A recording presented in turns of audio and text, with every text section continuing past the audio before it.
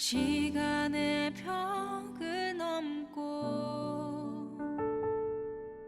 세상 수많은 사람 중 나를 택하여 끝까지 사랑했네.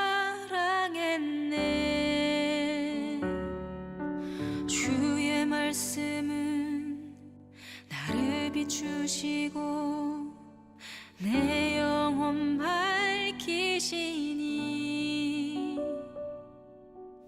모든 두려움 감춰진 모든 슬픔도 그 앞에 녹아지네. 주님 앞에 나아가네. 전심으로 예배하며 보좌 앞에 나아가네. 내 모든 삶을 드리며 사랑하네.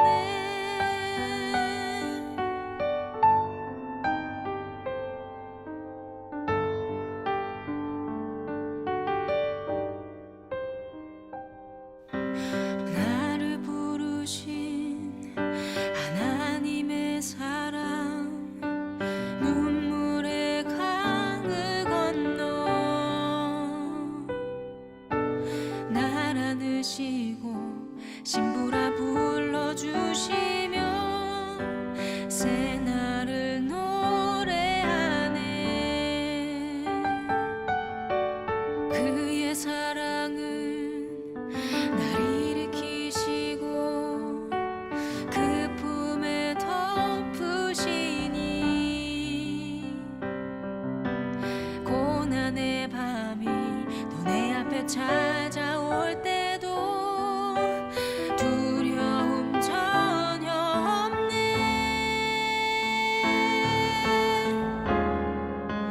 주님 앞에 나아가네. 전심으로 예배하며 보좌 앞에 나아가네. 내 모든 삶을 드리며 사랑하네. 주님 앞에 나아가네. 전심으로 예배하며 보좌 앞에 나아가네. 내 모든 삶을 드리며 사랑하네. 내 모든 삶을 드리며 사랑하네.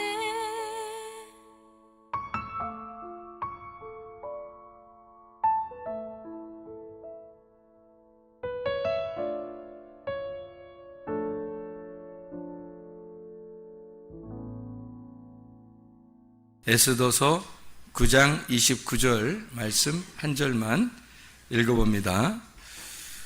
아비하일의 딸 왕후 에스더와 유다인 모르드게가 전권으로 글을 쓰고 불임에 대한 이 둘째 편지를 굳게 지키게 하되, 이렇게 되어 있습니다.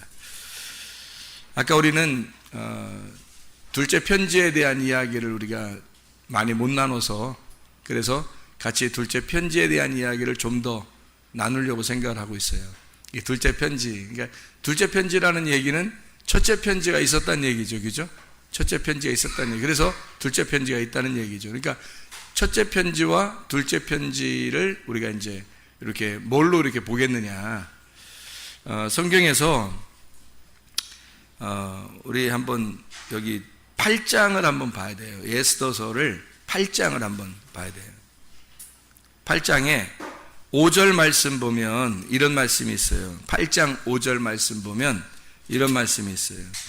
이르되 왕이 만일 즐거워하시며 내가 왕의 목전에 은혜를 입었고 또 왕이 이 일을 좋게 여기시며 나를 좋게 여기 보실진대 조서를 내리사 아각 사람 함무다다의 아들 하만이 왕의 각 지방에 있는 유다인을 진멸하려고 꾀하고 쓴 조서를 철회하소서, 이렇게 나와 있거든요.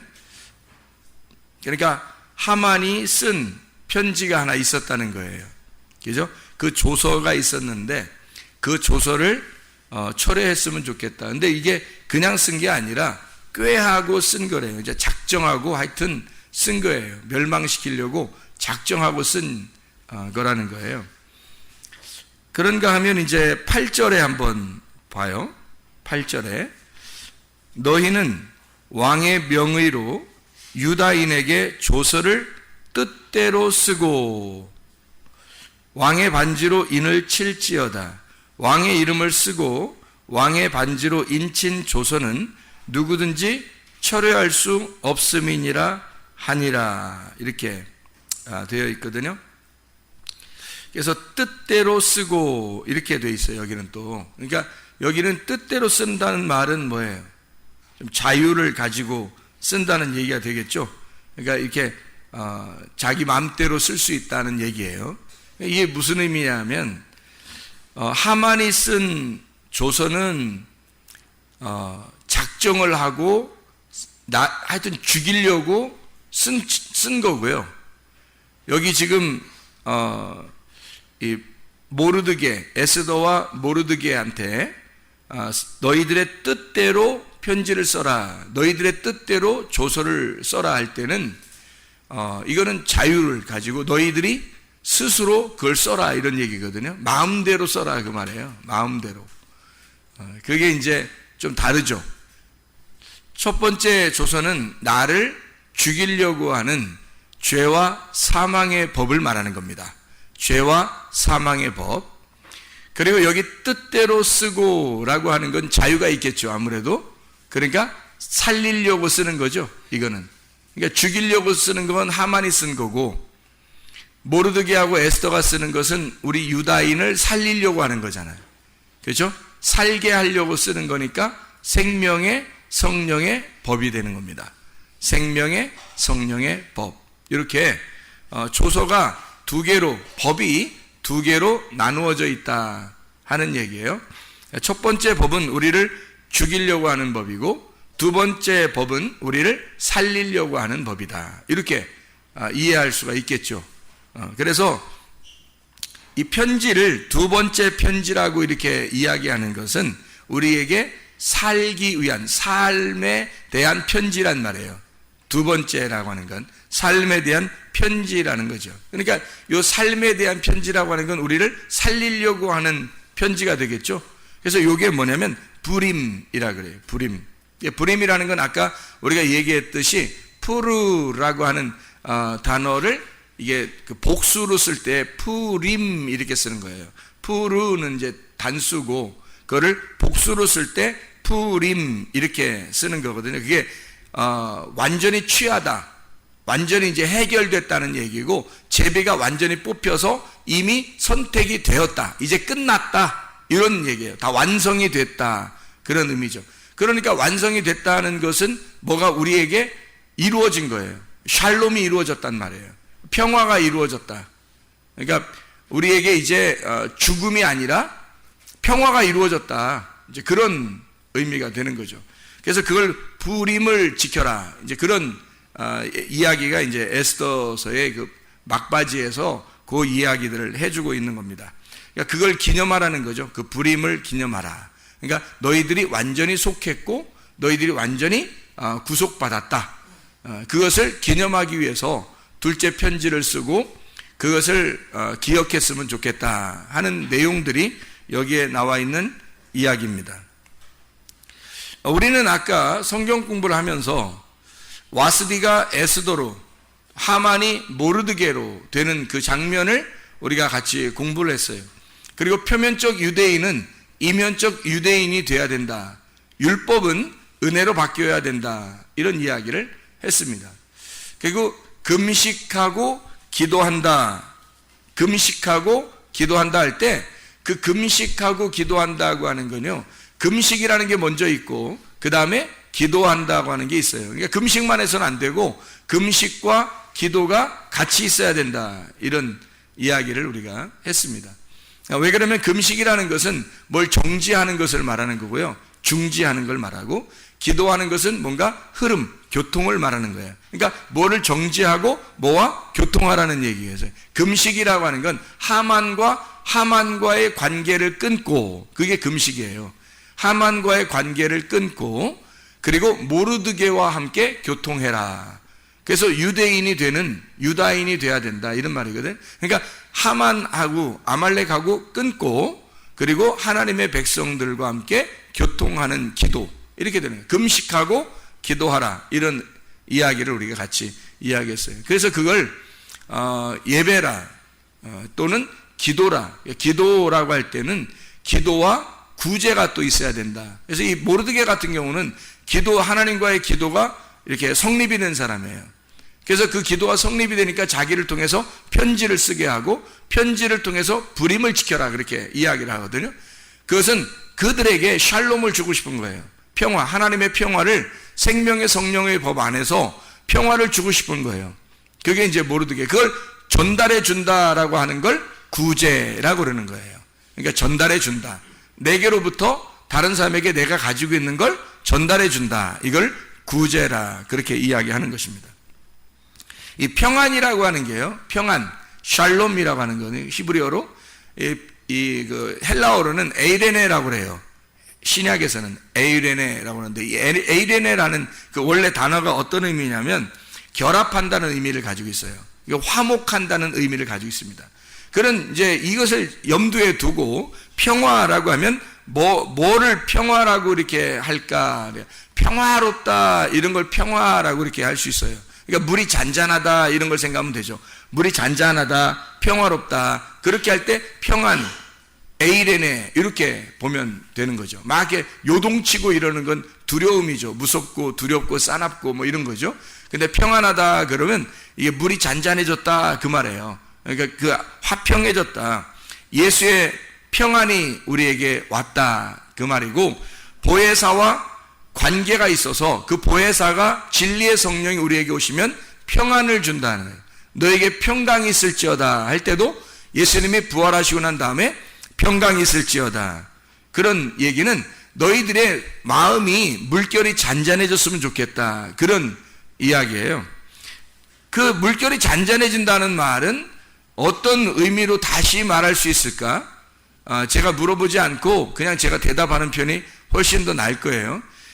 물결이 잔잔해졌다, 이런 의미는 속에 이렇게 뭐가 요동치는 게 없이 평안해졌다, 그런 말이잖아요. 그러니까 이제 속에서 뭐가 안 일어나는 거냐면 서로 싸우는 게 없다는 얘기예요. 그죠? 전쟁이 없단 말이야. 내 속에서 전쟁이 사라졌다, 이걸 평안이라 그러는 거예요. 평안, 그러니까 전쟁이 없어졌다, 전쟁이 끝났다는 말은 뭐냐면 속에 사람이 마음이 두 개가 있는데 그 두 개의 마음을 이렇게 두 개의 마음이 있으면 이렇게 막 싸우거든요. 두 개의 마음이 하나로 평정을 이루었다는 말이에요. 그러니까 평화라고 그러죠. 전쟁이 사라진 거죠. 사람의 속의 마음에는 말이 두 개가 있다 그랬어요. 나의 말과 하나님의 말. 하나님의 말과 나의 말이 있는데, 이 나의 말이 져서 항복을 해버리면 하나님의 말씀만 있게 되겠죠. 그러면 평안하게 되는 거예요. 근데 나의 말이 이겨버리면 하나님은 절대 지지 않거든요. 그래서 계속 싸우는 거예요. 계속 나의 말이 있는 한 우리의 속에는 나의 말과 하나님의 말이 계속 싸우는 거예요. 내가 생각하는 나의 꿈과 하나님의 꿈이 계속 싸우는 거죠. 나의 소원과 하나님의 소원은 계속 싸우는 거예요. 근데 이게 평화롭게 되었다는 말은 무슨 말일까? 이 싸움이 그쳤다, 싸움이 끝났다. 뭘로 끝날까요? 하나님 편에서 이겨야 끝나요. 내 편에서 이겨서는 못 끝나요. 죽을 때까지 안 끝나요. 그게 하나님의 편에서 이겨야 그게 끝난다 하는 말입니다. 전쟁이 없는 상태를 물이 잔잔하다, 평화롭다, 그런 하나님과 나의 전쟁이 끝났다, 그런 상태를 평화롭다라고 이야기할 수 있습니다. 다시 말하면 내 믿음으로 사는 게 아니라 그리스도의 믿음이 와서 그리스도의 믿음이 온 상태가 되었다. 나의 믿음의 상태가 아니라 그리스도의 믿음의 상태가 되었다. 그러니까 나의 머리가 아직도 붙어 있는 게 아니라 나의 머리를 잘라내고 그리스도의 머리를 붙여놨다. 머리가 바뀌었다. 그 말이에요. 머리가 바뀌었다. 그러면 평화하죠. 그게 샬롬입니다. 이 샬롬, 머리가 바뀐 상태, 이거를 샬롬. 보혜사가 하나님의 성령, 그 예수의 영이 우리에게 들어오시면, 지금 우리에게 들어오신다. 엘코마이하고 들어오시면 이 성도의 몸이 성령님의 집이 되는 거잖아요. 그러면 성령님은 늘 어떻게 해요? 평안하죠. 성령님은 평안하기 때문에 성령이 완전히 나에게 들어와서 장악하기 전까지는 내가 평안이라는 게 아직 없겠죠. 그러니까 평안이라고 하는 건 첫 번째에 있는 하만이 죽어야, 모르드게만 살아있어야 평안이 온단 말이에요. 모르드게만. 그러니까 하만이 안 죽어서는 늘 모르드게와 하만은 싸우기 때문에 내 속에서 모르드게와 하만이 계속 싸우니까 전쟁이 일어나죠. 평안하지 않습니다. 근데 하만이 죽어요. 그리고 모르드게가 달려야 할 그 자리에 하만이 죽은 거예요. 누가 죽은 거예요? 내가 죽은 거예요. 그리고 모르드게가 살아난 거예요. 그리스도가 살아난 거란 말이에요. 그러면 전쟁이 끝나죠. 평화롭게 되는 것입니다. 이 샬롬이라고 하는 이 평화라고 하는 단어가 행복한이라는 단어거든요. 평화로운. 아시잖아요, 여러분. 샬롬 그러면 인사할 때도 샬롬 그러잖아요. 평화, 행복한, 안전한, 평화로운. 샬람이라는 데서 왔는데, 이 샬람이라는 게 완전하다라는 단어입니다. 완성이 되면 뭐가 일이 끝나잖아요. 일이 회복이 되고 뭐가 온전하게 끝나게 되면 샬람, 완전해진 거예요. 이루어진 거야. 그러니까 평안하죠. 샬롬이 오는 거죠. 일이 안 끝나. 계속해서 내 속에서 일이 안 끝나고 계속 뭐 싸움이 있으면 이게 평안이 오는 게 아니죠. 그래서 속에서 어쨌든 여러분 마음속에 두려움이 아니라 평안, 다시 말하면 이 속에서 뭔가 나를 쉬게 하는 게 와야 된다는 거예요. 나를 쉬게 하는 게. 그게 평안이라는 거예요. 그러니까 주님께서는 우리에게 화평한 자라고 그러죠. 주님이 부활하시고 난 다음에 제자들한테 뭘 첫 번째 줬다고요? 평화하라, 그렇게 말하잖아요. 평화하라는 말은 내가 너희들과 함께 있겠다는 말이에요. 그죠? 내가 너희들과 함께 있겠다. 그러니까 너희들 무서워하지 마라. 근심하지 마라. 내가 너희들과 함께 있을 테니까 평화해라. 평화를 전해주는 자가 되었단 말이에요. 평화를 전해준. 예수님이 처음에 부활하고 난 다음에 뭐 다른 거 줄 수도 있었는데 평안을 준다, 평안할지어다, 그렇게 말하는 것은 뭔가 예수님이 주는 게 뭐 평안이라는 게 뭔가 큰 의미가 있다는 거죠. 그죠? 그죠? 너희들이 지금 속에서 분쟁이 일어나고 뭔가 네가 아직 살아있는 거, 그러면 너가 죽어버리면 평안이 들어갈 거야. 싸움이 끝날 거야. 전쟁이 끝날 거야. 너 평안해야 돼. 그래야 하나님의 사람이고 그게 천국 백성이라는 거예요. 그러니까 평안해야 돼. 그게 굉장히 중요한 거예요. 기도하다가도 여러분 안에 평안이 안 오잖아요. 그러면 좀 기도를 좀 뭐 방향을 바꾸든지 어쨌든 우리는 좀 하나님의 뜻대로 기도해야 되겠죠. 근데 평안하고 뭔가 하나님의 뜻에 합당한 것 같고 하나님의 뜻에 맞는 것 같아요, 이 기도가. 그러면 마음이 평안하겠죠. 하나님께서 원하시는 것이 될 거니까. 하나님의 마음과 하나가 되면 마음이 평안하게 된다는 거죠. 평안이 우리에게 꼭 있어야 된다는 거예요. 다른 것도 중요하지만 주님께서 우리에게 평안을 전달해 주는 자, 화평케 하는 자, 화목을 만들어내는 자, 중간에서 하나님과 우리 사이를 연결시켜 주는 자. 마태복음 5장 9절의 말씀, 화평케 하는 자, 에이레노 포이오스라는 단어인데요. 이 에이레네라는 단어, 결합한다, 평안이라는 말하고 번영, 안식한다, 그 말하고요. 포이에오라는 완수하다, 만들다, 실행하다, 그렇게 된다, 그 말이에요. 그러면 다시 말하면 무슨 말이에요?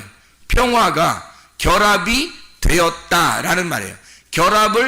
결합이 된다, 결합이 된 자라는 말이죠. 그러니까 하나가 된 자, 평안한 자, 화평케 하는 자라고 하는 건 하나를 만드는 자, 무슨 존재가 된 자, 평안이라는 존재가 된 자라는 말이에요. 한마디로 말하면 솔로몬이 되었다, 이 말이에요. 솔로몬이 되었다. 다윗은 늘 전쟁했죠. 그래서 십자가 예수라고 그래요. 그러니까 성전을 세울 수가 없습니다.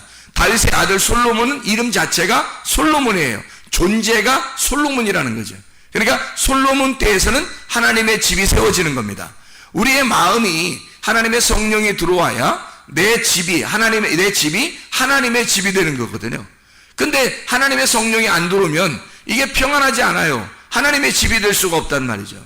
그러니까 하나님의 성령이 들어오면 우리를 하나님의 집으로 만든다는 거예요. 하나님의 성전이 되도록 만드는 거. 다시 말하면 솔로몬이 되게 만드는 거죠. 솔로몬이 되게 만들어. 다윗은 성전을 세우고 싶었지만 십자가 예수님이라 그래서 성전을 세울 수가 없다고 그렇게 이야기했고, 솔로몬 그 아들에게는 성전이 세워질 것이다 라고 하나님이 약속했단 말이에요.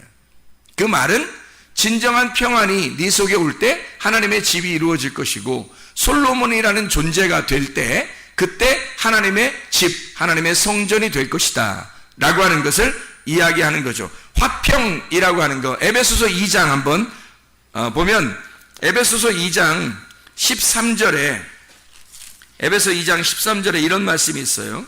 뭐라 되면 이제는 전에 멀리 있던 너희가 그리스도 예수 안에서 그리스도의 피로 가까워졌느니라. 그는 우리의 화평이신지라. 누가요? 예수 그리스도가 화평이신지라. 둘로 하나를 만드사 원수된 것 곧 중간에 막힌 담을 자기 육체로 허시고, 이렇게 되어 있거든요. 둘이 하나를 만드는 존재, 그게 화평, 예수님이 화평이신 존재라는 겁니다. 둘을 하나로 만드는 존재, 솔로몬이라는 얘기예요. 솔로몬, 화평, 예수님이 솔로몬이다, 화평이다, 평안이다. 둘이 하나를 만든다. 그래서 둘이 함께 하나님 안에서 보조를 맞춰 가도록 만든다는 얘기예요. 마치 이게 소가 두 마리가 있는데 한 마리 소가 어미소예요. 한 마리 소는 아기소고, 그래서 어미소와 아기소가 함께 멍에를 같이 매서 어미소가 가는가, 아기소가 먼저 가는 게 아니라 어미소가 가면 아기소는 그냥 끌려가는 거지. 이렇게 끌려간다는 게 뭐 질질 끌려간다는 뜻이 아니라 함께 묶어있기 때문에 어미소가 가면 같이 이렇게 따라가는 거예요. 쉽게. 그러니까 우리는 아기소와 같은 거, 하나님은 어미소, 주님은 어미소와 같은 거라 같이 둘이 하나가 돼서 하나님께서 가실 때 우리가 함께 그냥 따라가는 거예요. 그게 아기소. 그 대신에 어미소는 우리에게 책임을 가지고 있죠. 책임을 가지고 우리를 끌고 갈 것이고, 아기소는 사명 가지고 끌려가는 그 고통이 어느 정도 있다는 얘기죠. 그리스도를 따라가는 데 있어서는 항상 뭐 즐거움만 있는 게 아니라 뭔가 주님 안에서 고통스러운 일도 있다는 얘기예요. 근데 그것이 어미소와 함께 가기 때문에, 하나님과 함께 가기 때문에 그렇게 어렵지 않다는 겁니다. 그 일이 다 이루어질 수 있다는 거예요. 하나님의 그 농사를, 하나님이 농사 짓는데 어디를 농사 짓겠어요? 하나님이요. 어디 농사 짓겠어요? 내 마음을 농사 짓는 거란 말이에요. 내 마음을 농사 짓는 거야. 근데 누가 농사 짓는 거야? 어미소와 아기소가 함께 농사를 짓는 거야. 근데 그 농사가 완전히 이루어지겠어요? 안 이루어지겠어요? 이루어져죠. 왜 이루어지죠? 아기소가 활동하는 게 아니라 어미소가 다 하니까. 어미소가 하니까 나는 그냥 좀 고통스럽지만 가만히 따라가면 다 농사는 이루어지게 돼 있어요. 내 마음의 농사는 하나님이 다 이루신단 말이에요. 에베소서 4장 3절 말씀을 한번 이렇게 보면요, 에베소 4장 3절 말씀 이렇게 되어 있죠. 평안에 매는 줄로 하나 되게 하신 것을 힘써 지켜라, 그런 말씀이거든요. 하나 되게 하신 것,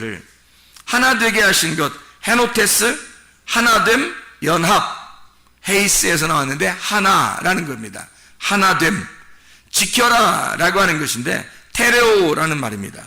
벗어나지 마라는 뜻입니다. 이게 테레오, 벗어나지 마라, 꼭 지켜라, 그 말이에요. 그걸 힘써 지켜라는 말이 나오는데, 이 힘써라는 말이요, 스푸다조라는 단어입니다. 이 스푸다조는요, 서둘러 열심히 예배하고 공부하라는 단어예요. 열심히 예배하고 공부해라. 스푸데에서 나온다는데요, 이게 열심, 속도입니다. 속도. 스피우도라는 말인데, 그 말이 속도를 내다, 재촉하다. 푸스, 발입니다. 여러분의 발이 어디에 있는가? 발이 어디에 소속되어 있는가? 여러분은 어디로 빨리 달려가고 있는가? 어디에 지금 머물러 있는가? 그게 스푸다조예요. 이게 서둘러서 열심히 공부해라. 예배하고 공부해라. 그것을 굳게 힘써 지켜야 된다. 뭐를? 하나됨을 힘써 지켜야 된다. 그러니까 이게 성경이라는 게 뭐예요? 하나님과 우리를 하나 되게 하려고 그리스도가 온 거예요. 그리스도가 화평이 되셨다는 거예요. 평안이 되셨다는 거예요. 그러니까 우리가 평안이라는 게 얼마나, 그러니까 우리가 내가 평안이 있나? 이거 깊이 생각해 봐야 되겠죠. 내가 진짜 평안한가? 내 마음은 진짜 행복한가? 나는 평안한가? 이게 하나님하고 나하고 이렇게 하나가 되게 하려고, 그러면 평안하다는 거예요. 그러면 샬롬, 솔로몬이 온다는 거예요. 솔로몬이 된다는 얘기야.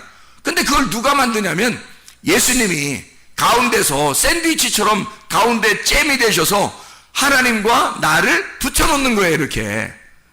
그래서 맛있는 빵을 만들어낸다는 거죠.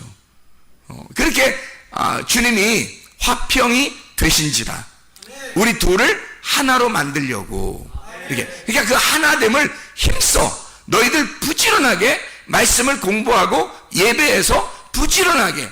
그 스푸다조가요, 스피드가 거기서 나온 거예요.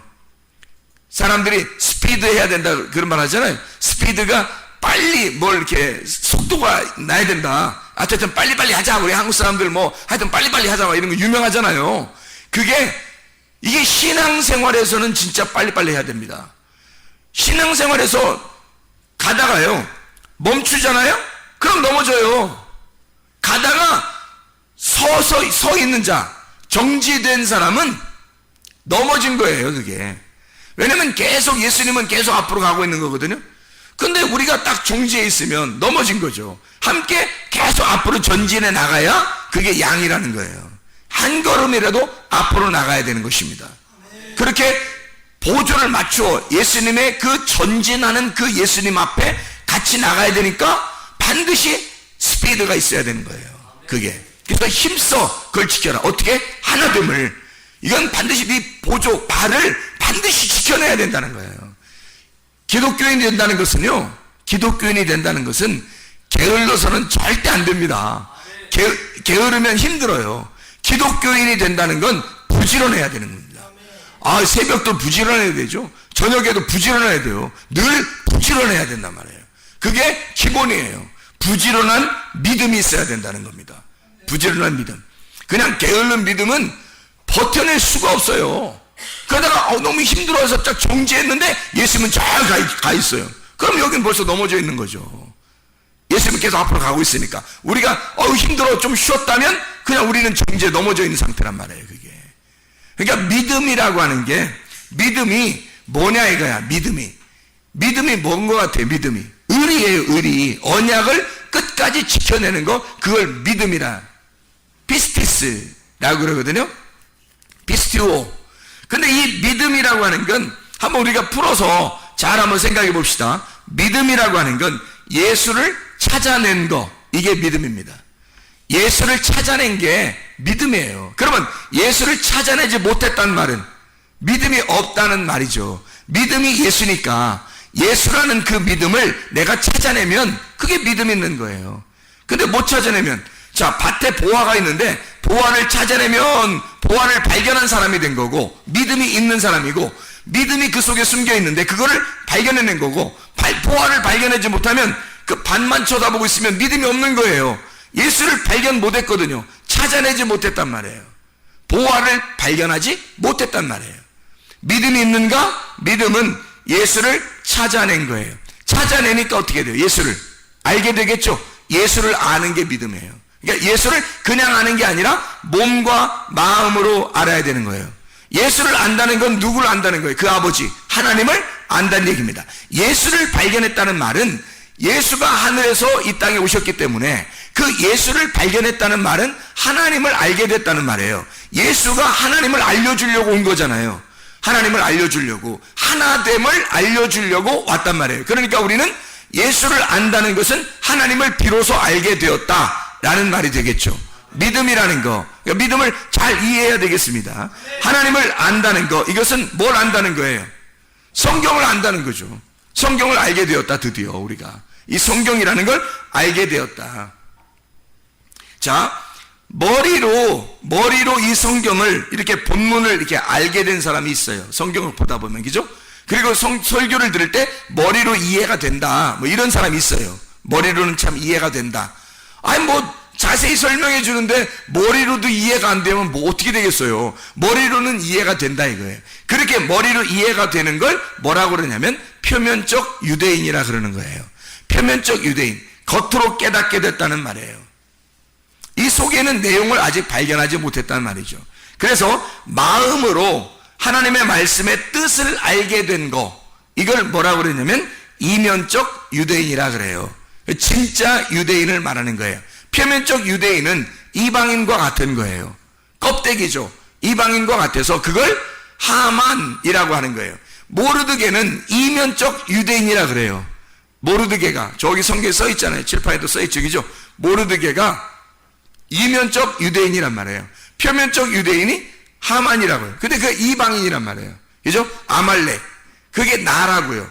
그러니까 나라는 것이 표면적이란 말이에요.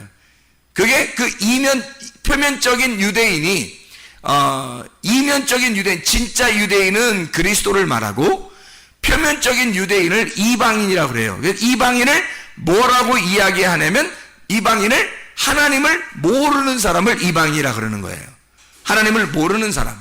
그럼 하나님 모르는데 세욕을 따른데 또 세욕, 욕정이 강하다 이 말이에요. 정욕적이라 이거예요. 음란하다. 여러분이 이 세상 이렇게 볼 때 사람들이 막 음란한 사람들이 많이 있어요, 없어요? 많죠? 음란한 사람들이 많아요. 혼자 있을 때도 음란하고 사람들과 함께 있을 때도 음란하고 막 음란해요. 이 세상이. 그런 음란한 세상에서 음란한 세상을 이렇게 보여주는 게 그 뭐겠어요? 그 사람들이 보여주는 거예요. 이방인이 뭐라는 걸 보여주는 거예요. 그 사람들이 표면적 유대인이 뭐다라고 하는 걸 보여주는 거거든요. 그게 그 음란 세욕이 뭐냐면요, 세욕, 제사를 열심히 드린다는 뜻이에요. 제사를 열심히 드린다는 단어입니다. 그 다시 말하면 열심히 예배한다, 그런 의미예요. 그게 이방인이라는 겁니다. 표면적 유대인이요. 표면적 유대인들은 열심히 하나님 앞에 예배하는 자들. 근데 하나님은 우리에게 뭘 하고 싶냐면, 하나님은 우리에게 너는 가만히 있어. 내가 하나님됨을 알지어다. 내가 하나님이라는 걸 좀 알았으면 좋겠다. 너 믿음으로 천국 오는 거야. 너 믿음만 가지고 있으면 돼. 내가 너를 예배할게. 내가 너를 섬겨줄게. 너는 하나님 나를 잘 깨달아 알았으면 좋겠어. 내가 너를 섬겨. 이렇게 하나님이 우리에게 그런 말씀하시는 거예요. 그러니까 하나님이 우리를 섬겨주는 사람은 유대인이라 그러는 거고요. 그게 모르드게입니다. 하나님이 일을 해주신 거죠, 모르드게한테. 하만은 자기가 열심히 노력해서 하여튼 최고가 되려고 노력하는 사람이에요. 하만이라는 사람. 그게 표면적 유대인이에요. 이방인 같은 자들이죠. 그런 사람들은 열심히 하나님 앞에 막 섬기려고 했던 사람, 이런 사람들이요. 그런 사람들은 멸망하게 됩니다. 이방인은 멸망하고 유대인이 구원받는 거니까. 그러니까 이면적 유대인이 진짜 유대인이다, 이런 얘기를 하는 거고요. 유대인이나 이방인이나 모두 다 뭐라고? 마음의 할례를 받아야 구원을 받는 거다. 그 마음에 믿음이 있어야 구원받는 거지 라고 로마서 3장에 설명하고 있는 거예요. 그래서 로마서 2장과 3장을 잘 읽어보면 유대인과 이방인에 대한 이야기가 자세하게, 표면적 유대인과 이면적 유대인, 그리고 유대인이든 이방인이든 상관없이 하나님은 마음의 할례를 받는 믿음으로 말미암아 구원받게 만들었다, 이렇게 설명을 잘 해주고 있습니다. 머리로 본문만 아는 사람들, 예를 들어 포도나무와 가지를 성경에서 이야기하죠. 예수님은 포도나무요, 우리 너희는 가지다 할 때 예수님을 포도나무요, 그러면 뭘 깨달아야 돼요? 마음으로, 내용으로 아는 사람은요. 포도나무가 성경에 나오면 뭐라고 나와야 돼요? 예수님 알아야 되겠죠. 가지, 그러면 성령, 나를 의미하는 그런 의미를 설명하게 되겠죠. 그걸 그냥 가지, 포도나무가 가지 있구나, 농사 짓는구나, 뭐 이렇게 보면 안 된다는 거예요, 성경이. 그럼 이해가 안 되는 거죠. 먼저 온 자는 절도며 강도요, 나는 선한 목자다. 요한복음 10장에 나와 있죠. 그러면 그 먼저 온 자가 절도며 강도요, 나는 선한 목자다. 그런 말은 뭘 설명하려고 했던 거겠어요? 뭐를 설명하려고? 먼저 온 자, 율법을 의미하는 거죠. 먼저 온 자, 율법이 너를 강도질한다는 거예요. 그래서 너를 죽여, 반을 죽여서 네가 누군지를 깨닫게 하는 거예요. 그리고 두 번째 온 선한 목자가 은혜와 진리가 되신 예수님을 설명하는 거죠. 그렇죠? 그러면 구약의 출애굽할 때 그 만나는 뭐예요? 출애굽 만나를 지금도 내려주면 먹고 싶다, 이런 얘기하면 안 되는 거죠. 왜냐하면 그 성경을 통해서 뭐를 설명하는 거니까? 생명의 떡 예수님, 하늘에서 내려온 예수를 설명하는 거란 말이에요, 성경은. 그러니까 구약 성경이든 신약 성경이든 뭐를 설명하려고 하는 것이었냐면 하나님의 영을 설명하는 거예요. 영이라는 것은 보여요, 안 보여요? 안 보이는 거예요. 자, 영이라고 하는 걸 정의를 내려봐요. 뭐라고 하려나? 영이라면 뭐라고 얘기하겠어요? 여러분 같으면 영은 뭐다? 영은 빵이다? 아니, 영은 뭐다? 영이다? 영은 뼈와 살이 없는 걸 영이라 그래요. 뼈와 살이 없는 걸. 뼈와 살이 없는 영, 뭐겠어요? 말씀. 요한복음 1장 1절에 태초에 말씀이 계시니라. 그게 뼈와 살이 없어요. 그래서 요한복음 1장 14절에 말씀이 육신이 돼서 왔어. 이 육신은 뭐예요? 뼈와 살이 있는 거지. 그래서 말씀이 뼈와 살을 입고 오는 거, 말씀이신 하나님이 뼈와 살을 입으시고 오면 예수님이란 말이에요. 그러니까 말씀과 뼈와 살이 하나가 되잖아요. 그럼 화목하단 말이에요, 이게. 그걸 뼈와 살이 구원받았다 그러는 거야. 그럼 뼈와 살이 누구야? 나지. 나. 뼈와 살은 나고. 그러니까 아담이 하와가 만들어졌을 때 뭐라고 고백해요? 나의 뼈 중에 뼈요, 살 중에 살이로다. 하와를 그렇게 소개한단 말이에요. 그 말은 아담에게서 나온 뼈와 살, 이렇게 얘기하잖아요. 뼈와 살은 나란 말이에요. 하나님에게서 나왔지만 하나님과 분리가 된 나, 이 뼈와 살에 말씀이신 분이 오게 되잖아요. 그러면 하나가 됐죠. 그러면 이 뼈와 살은 원래 떨어져 있으면 죄인인데 말씀이 들어오니까 거듭난 사람이 된 거예요. 뼈와 살이 부활했다, 그렇게 말씀하는 겁니다. 말씀이라는 영이 육신으로 오셔. 말씀이 나에게 오시면 내가 죽고 말씀이 살아있는, 진짜가 내 속에 있는 게 진짜가 말씀이 되는, 하나님의 영이 되는 구원받은 자가 된다는 얘기예요. 영의 사람이 된다. 하늘의 사람이 된다. 땅에 있는 내가 하늘의 말씀을 받게 되면 그러면 다시 부활하게 된다는 것을 의미하는 거죠. 그러니까 우리는 원래 죽은 자예요. 사망한 자. 그 말은 뭐 지금 진짜 뭐 땅속에 이렇게 들어가 있다 이런 의미가 아니라 하나님하고 떨어져 있는 자란 말이에요. 그럼 부활이라는 것을 뭐라고 정해야 하겠어요? 부활 그러면 뭐라고? 다시 사는 거를 부활이라 그러는 거예요. 그냥 살아있는 걸 부활이라고 하는 거 아닙니다. 그냥 살아있는 거는 생명이죠. 근데 부활이라 그럴 때는 죽어 있는 게 다시 살아날 때 부활이라 그러는 거예요. 부활이라는 뜻이 그렇죠? 다시 살아나. 그 말은 뭐가 된다는 거예요? 뼈와 살인 내가, 흙덩어리인 내가, 육신인 내가 뭐가 된다는 말? 말씀이 된다는 말. 그러니까 이게 그대로 존재하고 있으면 안 되잖아요. 말씀이 돼야 되는 거지. 그러니까 내가 그리스도, 예수 그리스도가 되는 거, 이걸 부활이라 그러는 거지. 그냥 내가 나야, 나는 나야 그러면 부활한 게 아니죠. 원래 너는 너야. 원래 너는 그냥 너라는 존재야. 이 땅에서. 그건 부활이 아니지. 너는 너, 근데 네가 그리스도, 예수 그리스도가 되는 거, 이걸 부활이라 그러는 거죠. 자, 무슨 말인지 알겠죠? 그러니까 내가 하나님의 형상으로 지어져 가는 거를 부활이라 그렇게 말하는 것입니다. 그냥 내 존재를 내 존재로 살아있는 거, 이걸 부활이라고 하지 않아요. 우리가 부활이라 그러면 하나님의 형상으로 만들어져, 지어져 가는, 만들어져, 재창조되어 가는 거를 부활이라 그렇게 말하는 거고요. 하나님이 창세기 1장 1절에 하나님이 하늘과 땅을 창조하셨다. 창세기 1장 2절부터 계속 창조해 나가잖아요. 재창조입니다.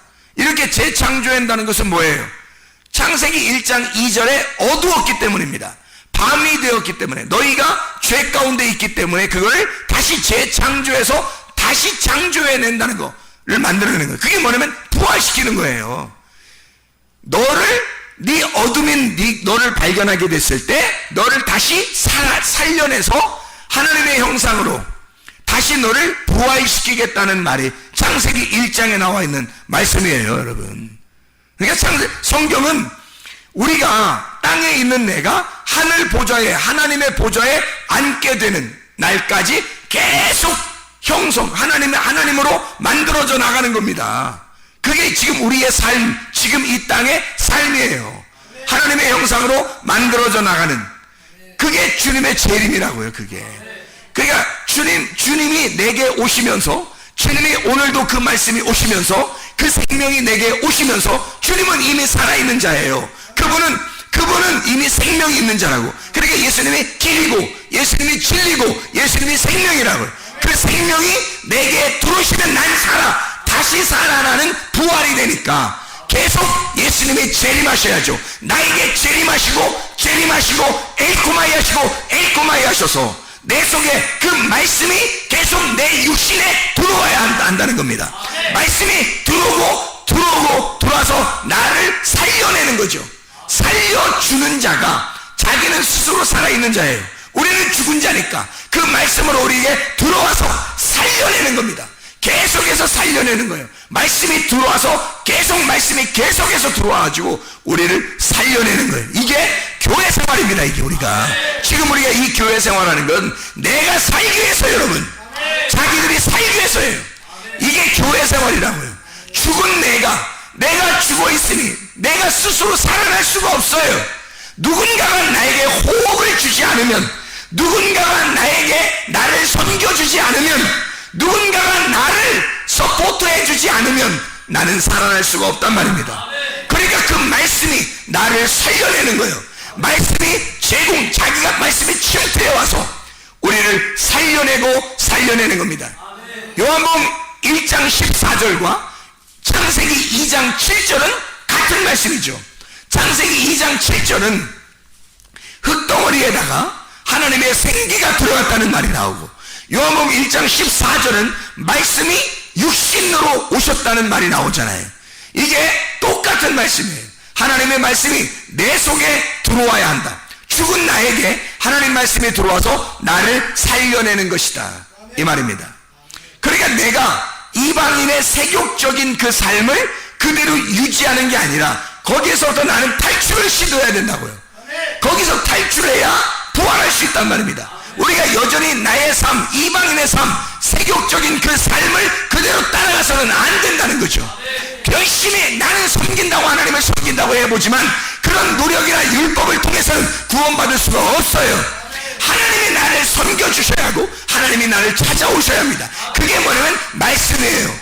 말씀이 여러분에게 침투해 들어오고 말씀이 여러분을 살려내는 것입니다. 그러니까 우리는 이런 이방인의 삶에서 너희는 떠나라, 그런 삶에서, 음녀의 길에서 너는 떠나라, 그거거든요. 그게 하만에게서 떠나라, 그리고 모르드게와 하나가 되란 말이에요. 그러면 모르드게가 너에게 편지를 줄 것이다. 생명의 성령의 법에 편지를 줄 것이다. 너는 그 법 안에서 자유하게 될 것이다, 그 말이거든요. 요한계시록 18장 4절에 내 백성아 거기서 나와라 그랬거든요. 내 백성아, 이 남성 단수입니다. 남성 단수. 내 백성아 거기에서 나와라. 뭐에서 나오란 말이에요? 내 백성아 거기에서 나와라. 음녀에게서 나오라는 거예요. 음녀에게서. 그 음녀가 뭐냐고요? 이 선악과에서, 땅의 말씀에서 나와라. 그 음녀라는 그녀의 재앙을, 그녀의 재앙, 이 그녀가 여성 단수입니다. 신부 교회가 돼야 되는데 음녀를 만나면, 먼저 음녀를 만나면 우리는 망하는 거예요. 그 음녀는 재앙을 받기로 결정되어 있는 성경의 규칙상 음녀는 재앙을 받기로 되어 있었단 말이에요. 근데 거기에 같이 우리가 있으면 우리도 같은 재앙을 받을 거 아니냐, 하나님의 진노를 받을 거 아니냐 이거야. 거기에서 빠져나와야죠. 그래서 그녀의 여성 단수입니다. 재앙을, 플레게, 상처, 때려, 재난을 주는 거, 플레소, 때리다, 플라소, 빚다, 만들어 막 형성해 나가는 거, 그렇게 그런 거를 받지 마라.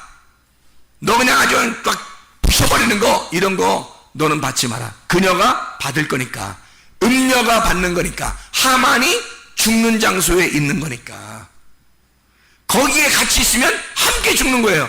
하만과 10아들이 어떻게 됐어요? 하만과 10아들이 함께 나무에 달려 죽잖아요. 에스더서 9장을 보면 유다인 모르드게를 통해서 완전히 이게 바뀌죠. 역전이 되어버립니다. 역전이 돼서 9장 14절에 말씀해 보니까 왕이 그대로 행하기를 허락하고 조서를 수산에 내리니 하만의 10아들의 시체가 매달리니라. 자, 25절 에스더가 왕 앞에 나아감으로 말미암아 왕이 조서를 내려 하만이 유다인을 해하려던 악한 꾀를 그의 머리에 돌려보내어 하만과 그의 여러 아들을 나무에 달게 하였으므로 그걸 불임이라 그렇게 불렀단 말이에요. 그 말은 한쪽을 죽이고 한쪽을 부활시킨다는 얘기입니다. 한쪽을 죽이고 한쪽을 부활시키고, 이게 어디에서 일어나는 사건이에요? 내 안에서 일어나는 사건이 되어야 된다는 거죠. 하나님이 그렇게 우리를 자, 그러면 한쪽을 죽여야 되는데 그 죽이는 게 성경이에요. 선택을 해야 돼. 한쪽은 죽이고 한쪽은 살리는 게 이게 하나님의 선택이에요. 근데 하나님의 선택에서, 자, 에서와 야곱이 있다고 해요.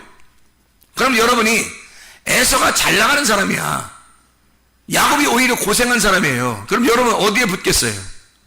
야곱에 붙어야 되는 거예요. 둘째 아들 야곱에. 그래야 이스라엘의 축복을 받는 겁니다. 에서에게 붙었다가는 하나님의 선택에서 벗어나는 거예요.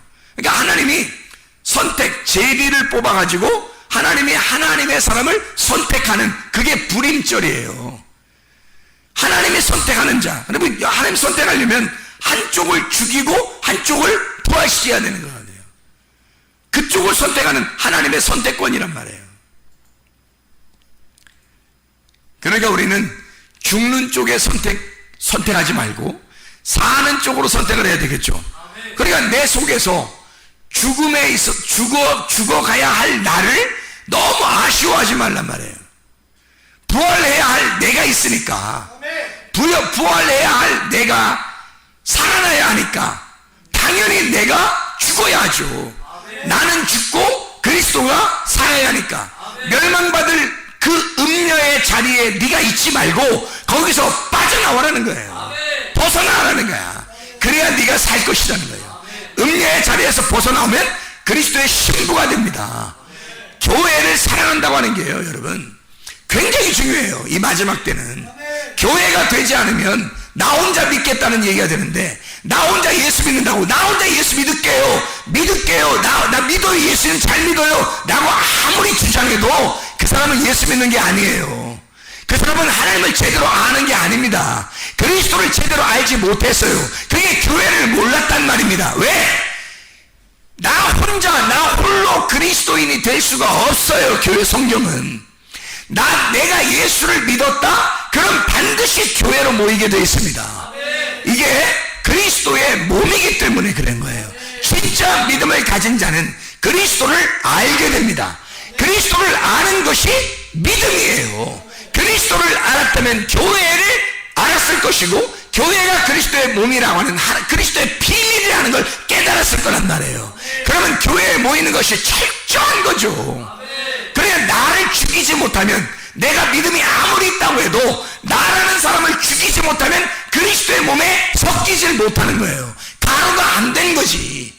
나라는 사람을 죽여야, 가루를 내야 그리스도의 한 덩어리 가루들이 모여서 한 교회를, 하나의 빵을 형성하는 겁니다. 그래서 교회로 반드시 모이는 것은 겸손을 의미하는 거고요. 교회에 모이지 않고 믿음을 생활한다고 하는 사람들은 교만을 상징적으로 말씀하는 것입니다. 그건 반드시 교만해서 그런 거예요. 겸손하다면 와서 부딪히죠. 와서 부딪히고 깨지고 가루가 돼서 한 덩어리가 될 것입니다. 오직 그리스도의 영광을 위해서 살아갈 것입니다. 자기를 죽이려고 할 것입니다. 그리스도만 부활시키려고 할 것입니다. 날마다 에코마에 하신 그 주님이, 하나님의 성령이 여러분에게 날마다 오늘도 말씀으로 오셔서 여러분 자신을 죽이고 그리스도 예수를 부활시키기를 바랍니다. 기도하겠습니다.